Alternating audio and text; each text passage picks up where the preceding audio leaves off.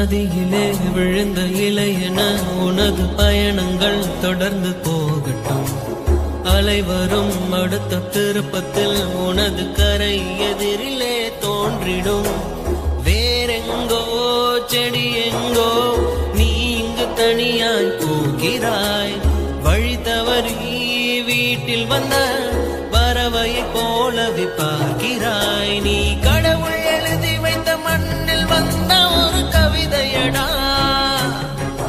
அதன் இடையில் இரு உயிர்கள் செய்த எழுத்து பிழை பாவமடா.